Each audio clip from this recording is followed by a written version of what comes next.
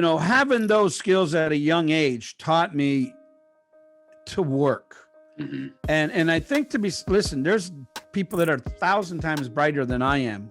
And, today I see these mega agents, they have mega teams and but my selling was one-on-one, one house at a time, one family at a time. I always say to anybody, I will work out any four of you guys combined.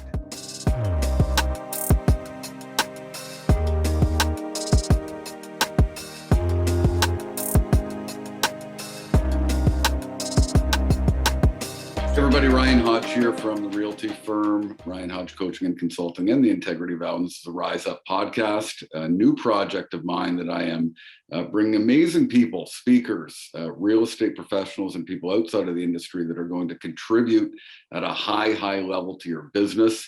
And today we are very, very blessed. Daryl King, top $1 million real estate agent and one of the greatest real estate personalities that I've been fortunate to meet in my career. And he's going to bring a whole bunch of value to you today. So Daryl, welcome. Hey, Ryan, great to be here. Listen, love hooking up with you at any time, any place. And, and the great thing is that, now I don't have to drive to London to come see you. We can just do it by a Zoom call here. So, Well, one of the things COVID has changed a lot of ways things have done. People do business, some good, some bad. I'm an old school guy. I've always liked face to face, belly to belly. And, and as things open up, I'm going to go back to that way in a lot of ways, because that's where I create my energy and I create my passion. So, I don't mind Zoom because you get to see more people. You don't have to travel as much. But it just, to me, it never still had that feeling, that touch, right? Give me a hug, whatever it's going to take. And, I miss that. Mm-hmm. And I'm sure a lot of other people do. Well, right? I think we're in a society right now that, thinks that easy and convenient is the way. But I find through COVID, this has just led to a lot of people that have been, the learners or, the conference goers to really crave that human to human connection. I think so, because, listen, if there was a conference, I would always be right there and I'd be on the front seat. Right. And I'd be right there. So that's how I got involved. If I sat at the back, I'd be distracted on the phone all the time. It's hard for me to stay attention to something for too long, but by being in the front seat, you're forced to pay attention and be involved. So, when you're on a Zoom, if, you're not speaking, your eyes can be rolled over, or people put their plastic bag over their screen. And I never understand that, why anyone would go on a Zoom meeting and then black themselves out, and you're there, but you're not there. So it's like going to a meeting and wearing a plastic bag. I know that, in some of the other meetings and that they've really been, talking about it. And I'm even telling my guys when we have meetings, we want to see your face, because we used to have live meetings, and that was part of the internal part of, getting to know the other team members. If I hired someone a month ago or in the last year, chances are they didn't meet other team members from before. Mm-hmm. So, that's how you got to introduce yourself. Daryl, when you look at, the engagement, the learning, one of the stories I share is, one of my very first speaking events that I did here in London, Ontario. You were the first person to arrive, and I was blown away. I mean, here's a guy that, I know through the industry that's, selling 500-600 homes, I think, at the time. Yeah. And you're the first one there, and you're right front row. Has it always been that way with you? Always been that way. Okay. Always have been that way. I don't know, you can say my competitive edge or whatever the case might be, but it's just, for me to function and for me to focus, like some people just go to events, whatever the case might be, Ryan, to have a party. Listen, no one could party harder than I could. I mean, in my day, I could party as hard as anyone I know. We'd be out all night long, and I'd be in that front seat before anybody got there. So, as we get older, we party less and still want to focus. So, but no, it was always you know, I always listen. Part of any event was the networking. And if all the things that I was always a big networker because I just love people. I love everybody. And I mean, that's the nature of our business. And if you don't have that passion, sometimes this business can be very hard on you. And with COVID, you've been seeing less people. So those that are more of an introvert are probably loving this because they don't have to go and meet people. They can just do Zoom calls and everything else like that. But, for me, I loved seeing people. I just, go in. If there was 500 people, chances are I would meet the 500 people. Even when we used to go to superstar retreats when they had 3,000 or 4,000 people, chances are over 4 days, I got to say hello to everybody once. Right. And I strive to do that.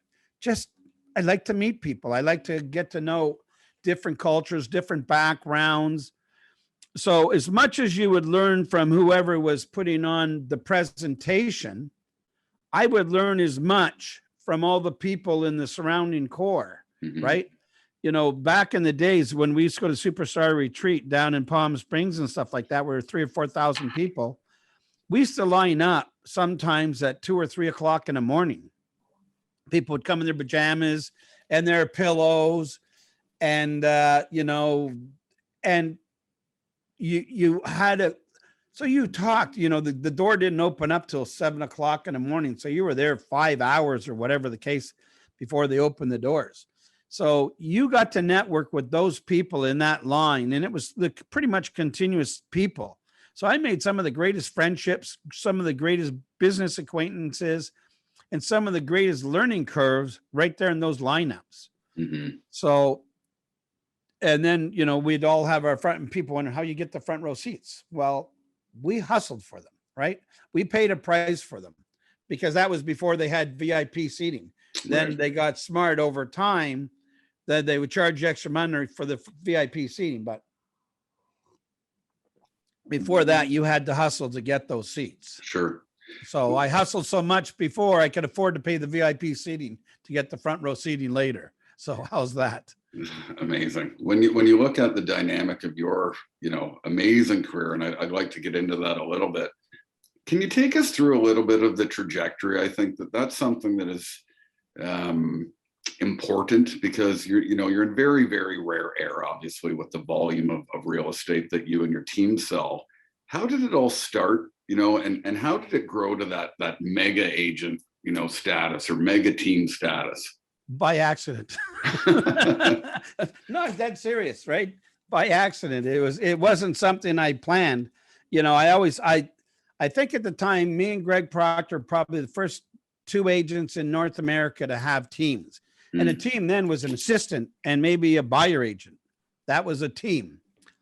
So I remember when I first got licensed in the real estate business that from July to December, I sold 26 homes. Interest rates were 21%. And I don't think there was anybody selling more than 10 homes in the country pretty much, right? So I know I made the top 100 the very first year in the business. I was the number 1 agent in my office. And, I didn't have any training or coaching then. It might have been there, but I just didn't know where to go find it at that time, right? So, so a lot of it was just hard work that, I was always a people person. I always loved homes and, I was a Monopoly king when I was a young boy. I mean, we used to play it very competitive. We had a big group of guys and family and everything else. And I was very competitive in it. And it was fun. And even my work habits, my father taught me from a very, very young age. Like we didn't come from a lot of money.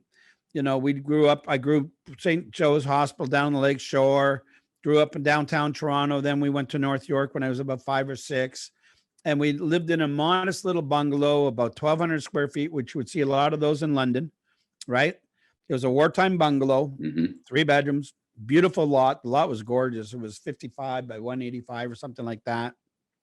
I was going to build my custom house there eventually one day, but by then I was already established at another house and I didn't bother. But so my father taught me to they didn't have money to give. And I always liked nice clothes. The one thing I always liked, my mother used to dress me and my brother up the same way. And people, are you guys twins? No, I'm 14 months older than my brother. We're not freaking twins. Like at my father's funeral, we bought identical suits. We had the purple puffs, the purple ties. We dressed identical. We said, Mom, here we are back again just for you. Right. But so I used to go to a place called Sir John's. It was at Young and Shepherd. It was they sold custom shoes. And then I went to another place across the street where I could get custom clothes. So, you know, I used to have the largest paper route in Toronto at the time. I used to go from St. Pascal's School to Yonge Street, go pick up the papers, and I'd go all the way to Bathurst and almost halfway to Dufferin and then back up again. I used to walk and deliver all these papers. My fingers in the wintertime, I would cry sometimes because I got frostbite in my fingertips. And, you know, the route was so long. But, you know, I didn't mind it. It was just that when I had that extreme cold, that it got a little tense and whatever then. But, you know, everybody was nice. Everybody gave me, you know, I don't know how much the paper was, like a nickel or so. I don't know. It's cheap. But people always gave me a tip, you know, because I was always delivered on time and I made sure it was rolled up and put in their door. I didn't just throw it on the driveway. It was delivered to their door. And so, you know, having those skills at a young age taught me to work. Mm-hmm. And I think listen, there's people that are 1,000 times brighter than I am. And, you know, today I see these mega agents, you know, they have mega teams and, you know, but my selling was one-on-one, one house at a time, one family at a time. And even when I started my teams, it was still that way for forever. And it's almost still that way today that, you know, but I see the numbers that people do today. That's why I say technology and everything else is so much more advanced. So we're techie advanced. I mean, I'm not the techie savvy person, but I have people around me that are techie, so they can do that techie work. But, you know, I always say to anybody, I will work out if any four of you guys combined. So, you know, when I first started in the industry, I was working, you know, 14-hour days, 7 days a week. I mean, you could just take me on a blackboard, right? Yeah. But, you know, you made lots and lots of sacrifices. And I mean, I didn't know any better. Today, would I do it that way again? No, not at all. Mm-hmm. Right. But for the time, there was nothing else for me to do. I used to make 100 phone calls. And, you know, I'm so old in this business. A lot of the phone calls were on a rotary phone type of thing, right? Wow. So my goal every day was to talk to 100 people, not to dial 100 people, but to actually talk to 100 people. And that would take me 8 hours to talk to 100 people. And sometimes I used to call people at that time. Sometimes I know it was 10. I don't know if sometimes it might even hit to 11 o'clock at night. And I'd say, yes, you're my 100 call today. I'm finished, right? Because I would work till I made my 100 call. I didn't have any other things. You know, they gave me not an office, but just a little area. And I took a little corner and I put a small little area. And that was my office. I had a partition board there. And the 100 calls, and I had a phone book. Just calling from the phone book. That was it. So nothing scientific, nothing, you know. And back then they used to give us these booklets. They're about this thick, the real estate MLS book. So no, there was no internet then, really no computers then. And we used to have, and I started doing open houses. So I'd make my 100 calls per day. And then I started getting listings just because I was so incensed on getting something. Mm-hmm. So then I'd get listings and I'd do open houses on a Saturday and a Sunday. So I'd do an open house on a Saturday and I'd do an open house on a Sunday. And I used to take my little yellow book. We used to have tear sheets that we used to get weekly. So the books came out, I think, every week, if I can remember. Big yellow book at that time of your area. And I used to take that, and all the clients wanted the book, right? So you know, we weren't allowed, but I mean, when I was done with the book, who my best client was, okay, you have the book, right? So I used to go, people would come to my open houses, and I would meet them and greet them. And then they asked me to come over to their house after to go see their house. So all I had was my book to do the CMA. That was it. I'd go over there, do the CMA, and I'd go list their house. Wow. Right from my open house. So, you know, the KISS rule, keep it simple, stupid, right? So we're not rocket scientists. And the problem, Ryan, that a lot of us think is we're rocket scientists, right? Like I know some of these young guys or girls, they're so tech savvy, you know, and I admire them for that. I mean, I wish I had that when I was young. That TikTok, man, if I had that when I was started in a business with, you know, I'm a little crazy. So, you know, dance, I'd be dancing on tabletops. I'd be dancing on the cloud. I would get like go viral, right? Some of the things I did. So, you know, so that's a great opportunity. The exposure that these people get from reels, TikTok is amazing. We never had that, you know, to get that exposure. Then you just had to do a lot of talking, right? And, you know, you could do your advertising, but then those days I didn't have any budget to have any advertising, right? You know, that came later. Then it was just door knocking and maybe a flyer, but, you know, not till later did I then dominate the newspapers, but that's a long time later. But I remember I just would make my 100 calls 5 days a week. And then I went to my open houses Saturday and Sunday. And then, you know, I was getting too many listings. I'd go do 2 open houses on a Saturday, and I'd do 2 open houses on a Sunday. And then I might work with a buyer before that or after that, or go get a listing, right? So I didn't have weekends off. I mean, come Saturday night or Friday night late, I'd go and party. Trust me.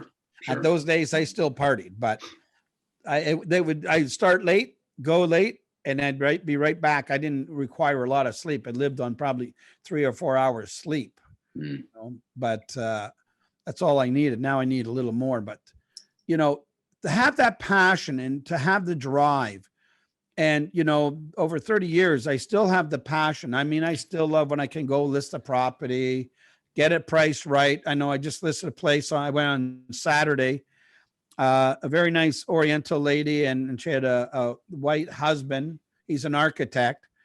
So they built this custom house, and it's a small lot. It's only 50 by 50. Like, wow. So I was really anxious, and they were referred to me off one of my Asian clients because her house was listed 8 times with other 80 agents. They couldn't sell it. And we sold 7 days right in the heart of the pandemic, right in basically April. We sold it last year for $3 million, just under $3 million. Wow. And she was in a very bad situation. She had to sell the property, right? Like, and it was tenanted out. And I had to convince the tenant to allow a few people to come in there with the gloves and masks, right? And explain the situation. And, you know, he tried to get me his parents listing for, I don't know, 5 million or something, but some other agent, because they tried a bunch of times, they couldn't sell it. And then some other agent told them a bunch of stories, but they did list it too high. So it's still for sale, but not sold. So, you know, the tenant and I became very good friends also. So the Asian lady who I sold, she was so happy she wrote a nice testimonial letter.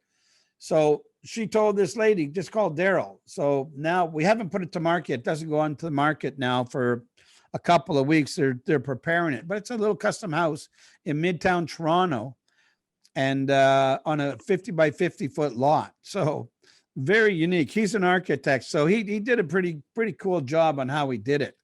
But you know, it's having the people skills. See, this is really what people miss out on, Ryan. See, you have the people skills. You're the broker owner, but you also sell, and it's your one-on-one that people admire. Listen, she was taking pictures of me, her and her husband, they were lining up and, oh, I want to take a picture. I want to take a picture of you. Right. So they're taking pictures of you, right? It's like you're the celebrity. And, always give people time. I remember always going down to Toronto Maple Leaf games or Raptor games or Blue Jays. People, my friends would say, oh yeah, people, because they look at it and say, we know him because I see it from your TV show or from Speak with Tony Robbins or the speaking engagement. They heard of you.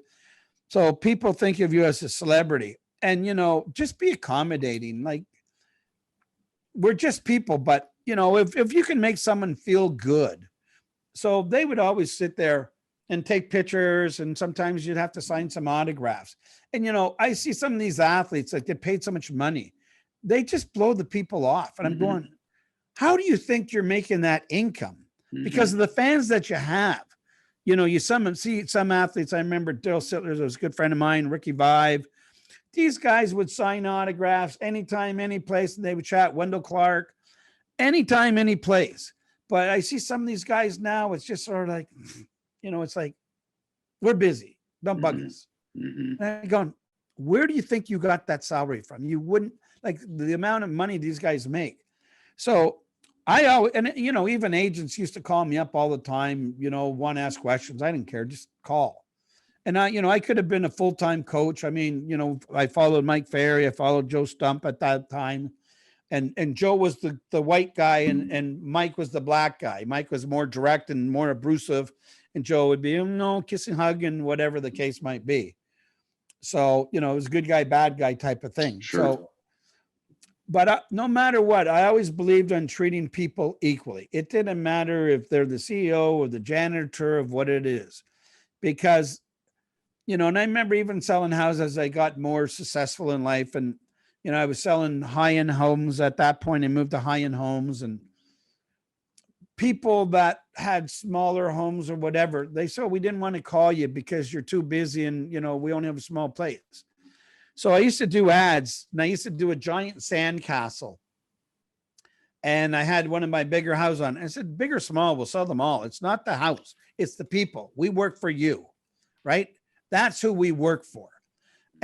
And I always still believe in that today, because we sell, very expensive luxury homes, and then we sell homes that are not so expensive. Sure. And to me, it doesn't matter, because, do I want to sell a more expensive home? Yeah, I do, because, it's more fun maybe, but those people have to start somewhere. Look, there's first-time home buyers. They want to buy a condo. So, we're starting to do more and more condo sales again. And, they're a much lower price range, but it's affordability, the affordability. How much has the London market gone up in the last 2 years? About 60%. 60%, right? So we would send people. I remember I had people that would go buy in London because of the school and stuff like that as an investment. The kids are going to go to school there. They'd go buy in property there. The kids would stay there and they rent it out to a few other people, and then they'd sell it when they were done. So now that's gotten a little more pricey. Right? Oh yeah, for sure. You imagine 60%. So what was your average 3 years ago? What is your average today? So we're about 650,000 right now. Wow. So, yeah, which is crazy for London. I can't even picture that anymore. No. Right? No. Like, and people that are on this call or go watch it later, they're not even going to understand that, because 3 years ago you probably could have bought it for like 350,000. Absolutely. Right? Yep. For so, sure. If someone bought something 3 years ago, they've doubled their money. So, their stocks, and listen, there's lots of people that did one and it's well in stocks. I mean, I was just reading something about the Waltons, because they sold off, they own most of Walmart, but they sold off, I think, almost 50. They still own over 50%, but they sell the stocks back to Walmart and they sell it to the public, whatever, because they donate. They're worth $218 billion. Wow. Right? And most of their money came from Walmart. You look at Amazon, Jeff Bezos, how his career has skyrocketed. Tesla, Musk, boom, right? So times have changed, and Walmart, Costco, Tesla, all those companies have just exploded through the moon. Their percentages. So everybody wonders why housing has exploded. I was just on a call with the Remax brokers, and one of them had told us that Canada, out of all the G7, has the least amount of houses per capita than anywhere in the G7s, right? So it doesn't matter what the interest rates are going to be, doesn't matter anything, that we still have the least amount of houses or homes, whether you call them condos, townhouses, semis, whatever, per capita than anywhere in the G7. So people still want to come to Canada. So has the prices stopped? The government, did the mortgage stress rules. It'll back things up a little bit, because if you can afford $1 million now, you can only afford 930. So, they're trying to cut down the increases of houses. But think about it. For the last 2 years since COVID-19, since say last March, immigration has only been a trickle. Some wealthy people still buy from overseas and do it online or whatever the case might be. They'll buy some condos, but not the mass majority. So, they're talking about letting in 600,000 people into the country. And I hope they don't decide to do it all in 1 year, because that would be virtually impossible. Where would you put these people? Sure. The biggest reason this market is so hot and so crazy is the supply of homes is not enough for the buyers. So, like I said, you guys went up 60%. We went up, but nowhere near that amount.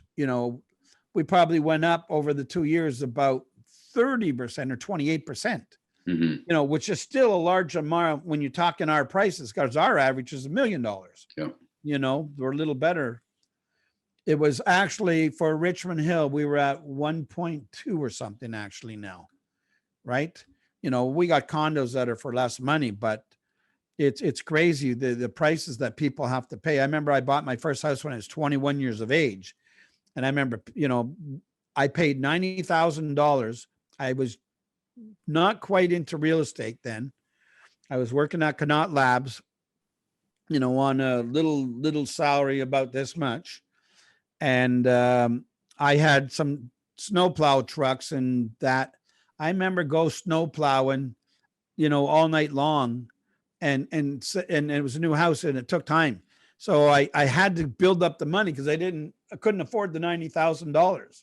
And that house was 1,100 square feet with a walkout basement, backing onto 19 Sundown Court actually was the address, and it had a big pie-shaped lot, walkout basement on the ravine, single car garage. And I remember all my neighbors, we're all good friends and stuff like that. We're all young. And I remember my house was the first house, and my girlfriend walking in and all the construction guys who used to bugger and stuff like that. Right. And because we're the only house there, they're working for a pretty girl. Right. Oh my God. I say, guys, stop. But anyway, you think of from that price and where that house is, that little house today is worth, I paid 90,000. It's probably worth 1.1 today. Wow. Right? That's wild. So, yeah. So if you bought 10 of those houses, you're pretty much set up for life. For sure. So, real estate is still the place to be. I know lots of good. I was going to be a stockbroker. My friend owned a stockbroking firm. And the only reason I never went for that direction is because I figured if we got in a fight, he's going to be my boss. We get in a fight, I'm out on the streets. Right. So, and I got to follow direction from him. And he's a bossy guy. He's great as a friend, but even as a friend, he tried to be a bossy guy. Right. Then I go like, no, you're not my boss. So I had a career of going to being a stockbroker, and he was at a young age, he was very, very wealthy. He was very, very successful at what he did. He became a partner actually of his firm. So, I remember he retired at a young age. He bought some nice property right in the heart of Toronto. That he bought a big property as an old bungalow, but the property was like almost a 2.5 lot versus everybody else in one of the most expensive areas in Toronto. So when he cashed out on that, he made a freaking fortune. Right. So, if you're selling real estate, go invest in real estate. Sure. Right. A lot of the principles that you share, you share the KISS principle, keep it simple, stupid. That's one of the challenges that I find right now, because, you know, the marketing standpoint is at an all-time high. I mean, we're in the greatest opportunity of the history of marketing with social media, all the rest. But I feel that it's so diluted that it's allowed agents to think that they don't have to go out and get face-to-face, belly-to-belly, make that contact. And this is a contact sport. Totally contact sport. Mm-hmm. Listen, listen, there's some people that are so good at their videos and stuff like that, but how much real estate are they selling? Mm-hmm. Right? I remember going to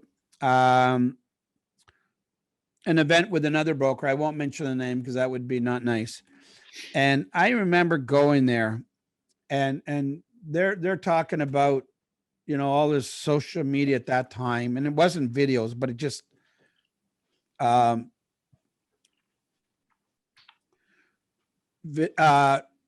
social. And so I said, guys, I think I sold 570 homes that year, whatever the case might be. And I said, how many homes did you guys sell? Mm-hmm. I said, collectively, I've outsold almost all of you guys here. And, you know, I do, like, at that time I had tons of advertising. I had every back page in every magazine. Right. So, you know, I had billboards, I had magazines, flyers, whatever. I dominated it. But obviously over time, newspapers have dwindled, Mm-hmm. but people still pick up the newspaper and will still look. So when we're still magazines, yeah, we're still in magazines, Mm-hmm. but we're in prominent positions in these magazines. We had front page or back page, and we still have some of those. We have the full page. Right. We don't take a little ad. We take the full page. Yeah. But, you know, but today I think everybody, you know, there's 60,000 agents on the Toronto Real Estate Board. How many is on London? About 2,000. 2,000. Yeah. Okay. But, you know, 2,000 with a smaller population, we get 60,000. You know, there's far too many realtors. I was just reading a stat today that was sent out by our company, and it was like 9,000, 10,000 agents basically sold virtually nothing. Year to date. Yeah. Yeah, it's crazy. So there's lots of people doing lots of, I'm just trying to see what that number was, if I could have found it. But anyway, it's irrelevant.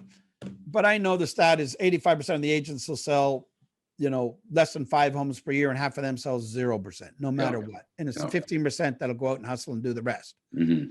Now, the people that apply their business and do it consistently, I see people doing their dance routine every single day. Now, what has that got to do with real estate? Well, now they do the, you know, pop up, here's the price, do this, do that. It attracts eyeballs. Yep. But if you attract them, then you got to go sell them, right? Mm-hmm. So do I think that's wrong? No, I think it's good for them. I mean, that's, you know, that makes them stand out differently from somebody else. So the one thing I always did and I was great at is I was the leader right from the get-go. I didn't follow, I led. Everybody went one way. I was the oddball, you know. And I mean, as you were lower down the chain ladder, everybody, you know, there was your friends and stuff like that. As you start to climb the mountains and the hills and valleys, you know, then people say, oh, he bought this or that, whatever the case. Guys, it was only through hard work. There was nothing bought. I mean, yeah, I paid for advertising. I paid lots of money in advertising. But the biggest thing I paid for was hard work. Mm-hmm. I mean, I used to go down to California with Freud Candeleri. He's a small little Mexican guy. He's probably about 5'2", and he's built like you. He's like he hasn't got your pipes, but he's pretty freaking solid. His body fat was probably about 8% body fat. And but this guy had the nicest hair, not like you and me, who got thin, but you know, he had the greatest smile. And I used to go down to him. He started his own real estate board, and this is where I really learned to kiss rule really, really well from him, because basketball, that guy would play basketball. Here's 5'2", and we used to play out on the beach, the basketball, put the nets up there, volleyball, but he would play basketball very competitively. He hit you, man. and contact basketball. Like he was like a rock. He was just solid. And he loved his sports. I guess being Mexican, he loved his soccer, he loved his basketball. But so his way of working at one time, and he's used to sell 1,000 homes per year. So forget all this other nonsense, just him in his office. Wow. He was on his own board. He was kicked off the board, whatever. He made his own board.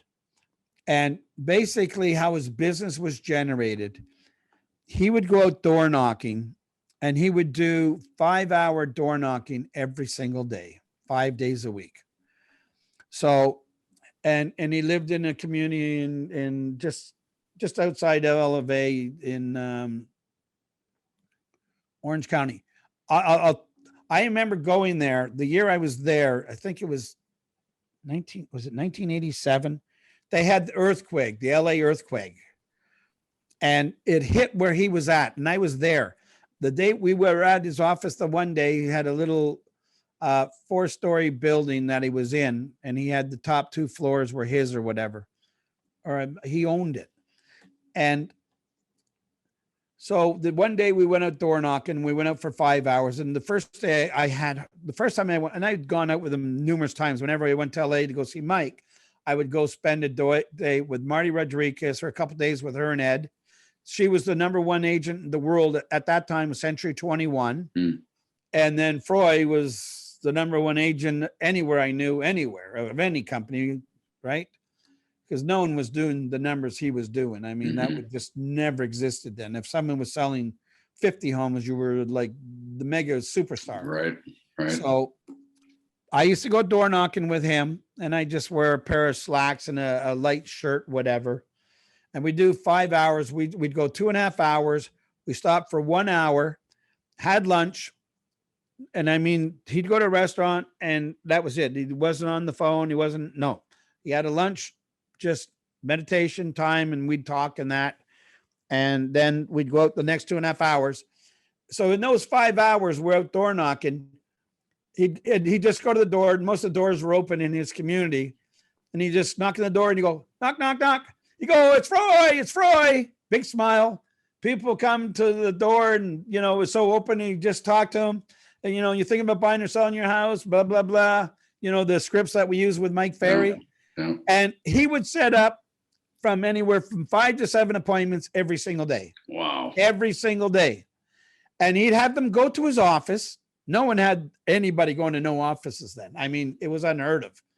He'd have them go to the office, and they'd be just like in a doctor's office. They'd be like in a waiting room. So his assistants or his team members or whatever would meet them and greet them, and they'd wait in line. And then the next person would go into the room, and they would have the paperwork on the desk. They'd go into a little meeting room, and they'd have all the papers signed up, and they'd sign them up. That was it. Right? Within an hour of them going in, waiting maybe an hour and a half tops, he had them all signed up. Unreal. At the high commissions, no discounts, no nothing. And that was it. And he did that 5 days a week. So that day we went there with that earthquake, we were at his office.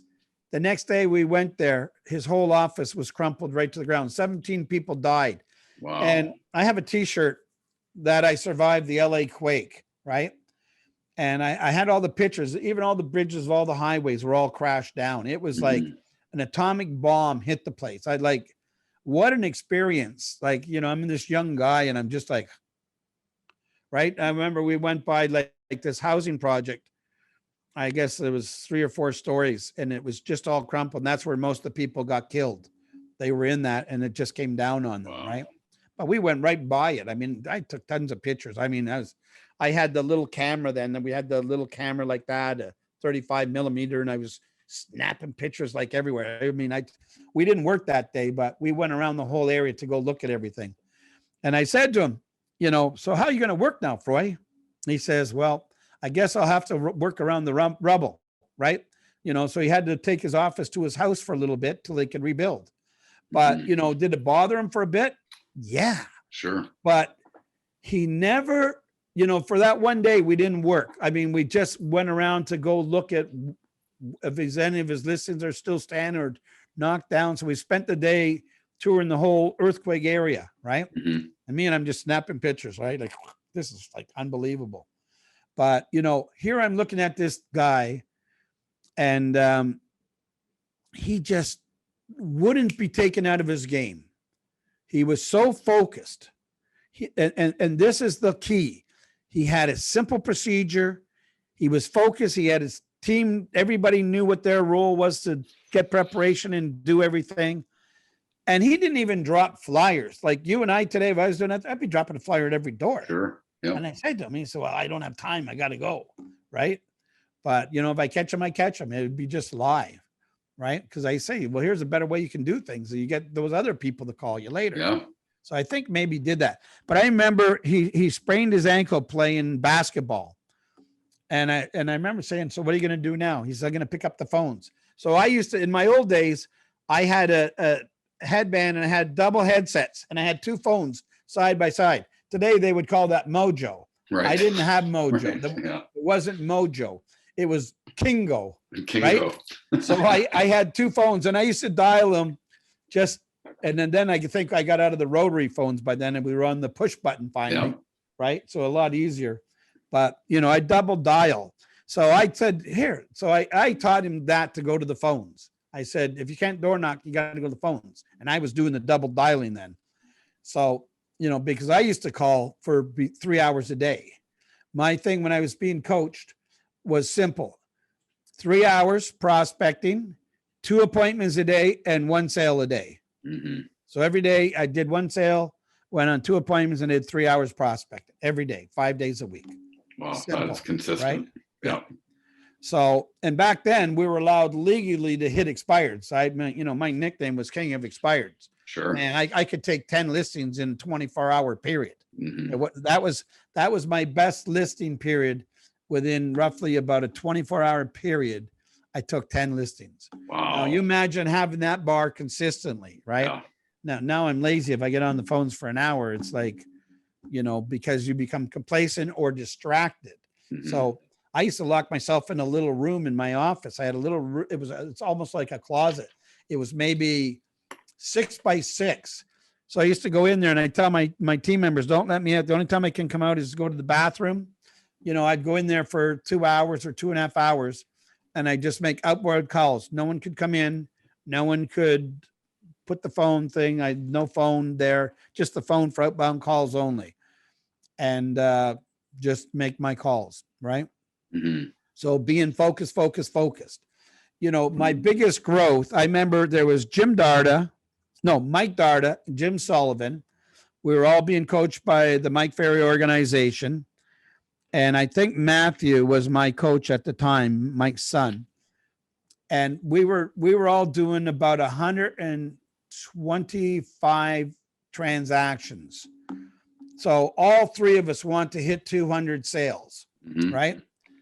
So I remember that, we trained because it's running a marathon. Look at the pipes from you. You're like freaking the rock star here, right? You didn't get them overnight. You went to the gym, you went every day, you worked on them, and you developed them. So people have no patience today. They give it a little bit of time and then they stop. So what happened is, they had us on, and that's one thing they worked on my freaking mind. My mind is what controls me. Mm-hmm. And it's like the drunk monkey. If you let the drunk monkey in the head and you drink alcohol, you screw up your mind and then you don't have any focus and you're all over the place. Yeah. So he trained us all to do 200 transactions. Those guys never hit it. I don't even know if they ever hit it to this day. They're both top agents. And they're still around, but I hit 200. And then that year I got divorced. So after I hit the 200, it's like Roger Bannister broke the one mile. Within the next year, 13 people broke it within the next year because the mindset, it could be done. Yeah. So he trained us, I think, for 2 years to get to that 200. The first year, none of us achieved it. The second year, I went to 205 or 2 something. So I remember we were at a mastermind group. We used to be an M3 mastermind group, and I was at 175 transactions. And I only had 2 assistants, an assistant and a buyer agent. There was only 3 of us, right? It wasn't no mega team. So I remember being at 175 and I remember we were down in the States somewhere at one of our mastermind groups. And I remember getting some doubts in my head. Will I make it? Will I make it? Right. I'm like, oh my God, I'm so close. And they just said, go, you can do it. You're here. Sure. Right. So I remember I went over that 200. The next year I got divorced, and I just focused on work because I was embarrassed. I thought I was going to get married one time and one time only. And, it was so embarrassing to me, and people say, oh, how saying, and I don't want to talk about it. So I just I can't remember being more focused than Ryan, than at that time. I went from 200, just over 200 to 313 the next year. Wow. It was my biggest increase in the business ever, like by 100 sales almost. Yeah, that's huge. Right. And, I'm not talking, I added 10 team members or anything like that. By then, I think I went to 4 people because I know I did 4 people. We did 325 transactions. So two assistants and 1 buyer agent. So 325 transactions. So, when I see these guys doing 500 or 1,000 deals with 100 agents, good. It's still powerful, Sure. But it's not doing the numbers that I did one by one, and not selling multiple units of a condo or whatever, just one at a time. Right. So let's talk about that for a second, because, you go through some adversity, whether it's, in a divorce or COVID or things like that. Many, and I would say the majority, shut down. You step up and have your biggest years of growth. What is the secret to that? Is it just that, you kind of distract yourself and put yourself into something, positive and productive, or is there? Here's how I look at life. You can look at life 2 ways. One is I can lay down and cry. Because if you look around your office or anybody's office or in any type of business, if someone's not working, they're not there. You can't see me, right? As John Cena goes like this, right? They become invisible. The fear is driven by many ways, and people not knowing how to do things probably causes the fear the biggest. Yeah. Because I see that people don't do something because they don't know how to do it. That's why it's good to have a good coach or a good leader that can lead you the way. So, like I said, I came from nothing. I'm going to leave with nothing. But I always believe that if I give up, then I have nothing. And I like to help people. Number one, I'm just so driven. My father always, and that's why I started the program, the Royal Treatment. I do like to help people. I was going to be a medical doctor, but it was so political that I hated it because they want to control what you did. And I didn't always believe what they were doing. Like, I know if I was in the medical field, I would have been obsessed with coming up with a cure for COVID, because Canada should have had, Connaught Labs where I used to work, they could have freaking come up with a vaccine if they had had the funds. There's a big place in Montreal, one of the big pharmaceutical, unbelievable. They could have done it. And there's another, probably one here in Ontario, whatever. So there's 2 or 3 places in Canada. If they would have had the funds given to them, we could have been doing our own COVID, and we wouldn't have had to depend on everybody else. So that used to drive me crazy, not being in control, being controlled by somebody else. So that's part of the reason I got into real estate, that I could be my own boss and I could work as much as I want. And the rewards were mine. So the pains were mine, the rewards were mine, right? So that, yeah, you know what? When I started in business, I didn't know anything, but I was a good salesperson because I did sales my entire life. I used to sell cookware when I was 16. I said, go down in Yonge and Bloor. And it was, place was on Avenue Road. It was $1,000 cookware. I was 16, right? I used to go down there to Yonge and Bloor by the hospitals, and we had you could win a cedar chest. You could win a ring or little gift cards, whatever people could win. And I was selling this, and it was this cookware, I think I still have a set of it, and it would last for a lifetime. It was like remarkable stuff. It was, so I believed in the product, and I did exceptionally well at it. I did so well at it. So I always did sales in something or other. So you have to know your trade. If you're going to be a salesperson, I don't care, you're selling cars, you're selling windows or whatever it is, or if I'm a doctor, be a doctor and be good at what I'm doing. Sure. Whatever you're going to be the best you can be at whatever you can be. So make that commitment. So my commitment was always, I'm not going to lay down for somebody. I have two choices. I can sit there and moan and cry and bitch about it. And do I take a tantrum sometimes? Yeah. But my tantrums have gotten smaller and smaller. I just did a thing with Tony Robbins around Christmas time.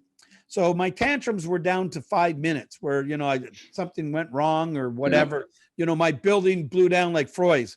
We're door knock one day, we go next day and the place is gone. So, some people might sulk about that for months and months and months and months. But, so now I got that down to 5 minutes. So after taking the Tony Robbins, the last one I did with him, I've got it down to 90 seconds. Now, does that always hold? No, but sure. I work on it constantly because my assistants hear me curse and swear, whatever, blow some steam off. Okay, get over it. Yeah. Because if I don't blow the steam off, it builds up inside me. So I need a little steam blowing and get over it. Right. So I always thought, get over it. And, I did a thing on do not take personally. I did a video on it because all of us, it doesn't matter who we are. We take everything personally. And two of the most damaging things that you're going to have is your ego and taking things personally. Your ego will always get in your way. So go EGO, scratch out the E and go. Yeah. Right. Because I don't care if I sold 11,000 homes to that new homeowner. I have the experience, but I need to sell their house. Yes. So get rid of my ego. Right. So if you have an ego, right, EGO, scratch out the E, because that E will get in your way every single time. Right. So just then you have the word go. So the Nike commercial is my favorite commercial. Do it now. Do it now, baby. So, I could lay down and die. So, you know what? COVID hit. So me and my assistant, we were the only two people in the whole office, like for a long time. Everybody was at home. I haven't even seen some of my staff since last year. Wow. Right? It just is what it is. So, everybody is going to be driven by whatever. So now they just open up, London here, whatever. Now I see everybody on the freaking streets. The traffic is like crazy again. It's like people are going to forget the last 16 months. Totally. It's like, where did 2020 go? Yeah. And, lots of people are not wearing masks, and I'm not saying right or wrong, whatever, but don't forget what we just went through. So be cautious on what you do. Don't just be a pig in a mo, just going like this and whatever. Listen, the real estate market is took off. I mean, everything else was burning and crashing. If you sold medical supplies or like you had a store or whatever, deliveries or anything like that, like out the wall. Sanitation. I mean, I got a guy that one of my friends owns a cleaning company. I mean, they're just working around the clock, right? Doing special sanitations.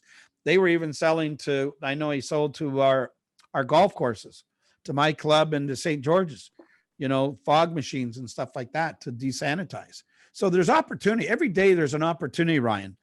And the only one that's going to stop you from taking that opportunity is you yourself. That's it. You as a leader, me as a leader, we can lead them, but we can't make them go. They have to be self-driven no matter what. So every day you have an opportunity. Everybody has 24 hours in their day, right? And you can either sit and hide and be at home and do nothing, bitch and complain. One of the things I learned from a very young age, you can't make money and complain at the same time. You're either going to complain or you're going to make money. So I always believed in making money. I can complain, but the only one that makes unhappy is me. Right. So, I try and keep negative people at a distance. And I remember Mike taught me that at a very young age. I remember he would just, if someone wanted to go bitch and complain or moan and bitch or whatever, he would just basically ignore them. Mhm. He would just like walk right by you, right? But if someone wants to share a funny story or something, reveling or whatever, boom, he'd be right there and he'd tell the story on stage, whatever. Yeah, And Chep does the same thing. He tells about his success stories with sure. the people that we follow. So, be careful who you hang out to. But one of the other main ingredients is be careful on who you listen to. Mhm. Because, I always say, so this person's selling 3 homes a year. We're selling 600. And it doesn't have to be me. It could be anyone that's very successful, and you're going to go listen to that person, or they're maybe not even selling real estate, but you're going to listen to them. Right. Or pay them to teach you how. Yeah, exactly. Yeah, I Right. have a hard time with that one too. Everybody is a real estate expert. Yeah. And I say, listen, you may know some things, but listen, I eat and breathe this thing 7 days a week, 365 days a year. And I've been doing it for over 30 years. So, you become a master at 10,000 hours. So how many degrees of a master have I become over that time? Sure. And it's not that I just did the business, but I paid a fortune to learn and improve my skills, because I've had every coach and mentor to give me direction. Maybe I'm a hard head and I'm a testadulo, as they say in Italian, right? A hard head. But I always say I may be a very slow learner, Ryan, but I'll tell you, when I learn it, I'll never forget it. And then I become a master at it. So, what I would say to anybody, what are you the master of? Right. So I know there's people that can master different things today, but what are they in the master of today? What is your mastery? You run a brokerage. You had a partner when you started. Now you're by yourself. So now you make the decisions. Is it harder for you? It's probably twice as hard. I'm by myself too, but I have good team members, partners. So, now the decisions are yours to make and yours alone.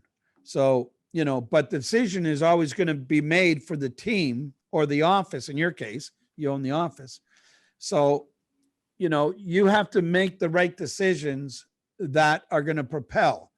So that's why you can't take things personally. You can either take a personal decision or a business decision. Sure. If you're running the business, it has to be a business decision. Yes. And that's 100%. All that matters, right? So that's why you have to take the personal side out of it and run it like a business, because most people, and not only in real estate, but in a lot of sales stuff, their business runs them. Totally. And they don't run the business, right?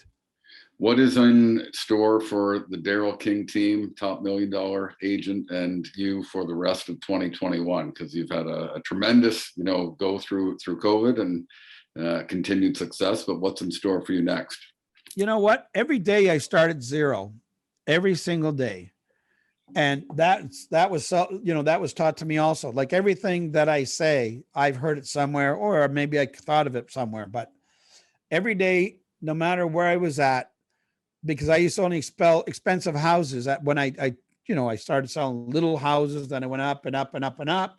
And then the market freaking crashed, and you could walk around with $1,000 bill and you couldn't sell an expensive house then, no matter what, so then I was taught to go sell anything. And then I started doing bigger numbers. Right. So now I started every day at zero. I have a zero on my plate. We've done 320 sales to date or something like that. Wow. But that's off my goal. We're off by our goal. And so we got to pick it up a little bit. And so that'll give us a trajectory of about 700 and 720 homes we'll sell this year. So, I would like to do more. Sure. So, that competitive spirit, but it's like, so you have to get the team involved and get them on board. So we're really working on more onboarding, better training systems for the team and stuff like that. So yeah, now someone come on, we've got a 5-week onboard training thing for them to go into and get involved. Then there'll be other things on top of that. So I just talked to someone today. She wants to come and work for us. She said, "Oh, I'm going to need you for the first while." She was a new agent. I said, "Listen, I've been doing this for 30 years. I still need training. Sure.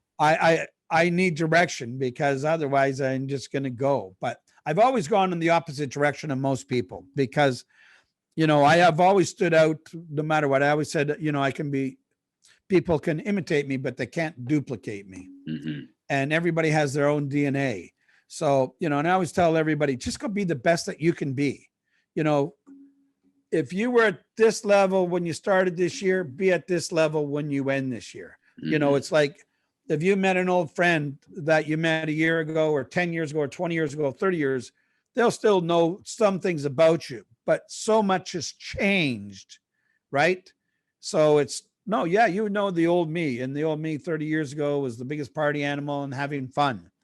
But now I'm a very good businessman. I'm helping people. I'm helping families. Listen, we moved the family to Guelph. It took us a year. I just told them to be patient, because what they wanted. So they got an 80-foot lot out in Guelph, nice big property, beautiful house. Did they pay more than they wanted to? Absolutely. But I sold their house for 83,000 over. I sold it for 1,783. The highest sale in the whole that street was only 1,300. So we knocked it out of the park for them. Sure. So we got them the money that they, and they listened. They were coachable, because we helped them renovate their house and do some things that would give it extra value. So, was it a lot of work? Yeah, it was a lot of work, but they're happy. So, I'm sure if they know someone that's thinking about buying and selling, they'll say, listen, they went out of their way. They did everything possible to make us happy. And here's the results that we got. And now we're going there. Mm-hmm. So if you do the best that you have every time, and that's what I always said to myself, I can go to bed at night knowing that no matter what, I gave it 110% every single day. Mm-hmm. When I hit that pillow, I'm exhausted. I'm like, I guess. So, but I can honestly say and sleep that way, that I know and I give it my best. And as long as and you give it your best, and listen, you're going to win some. Listen, do I win everything? No, I just lost out on something. And it's like, I'm a little upset, because I sold, I think 14 or 16 houses on the street. Mm-hmm. And the price I told them is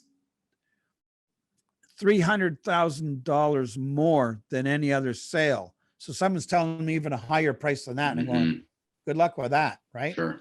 So, do I get upset about it? Yeah, I really get upset, but I have to, okay, what could it, and I always analyze this, right? And I always say, what could I have done differently? What would I have changed? And how would I do it the next time?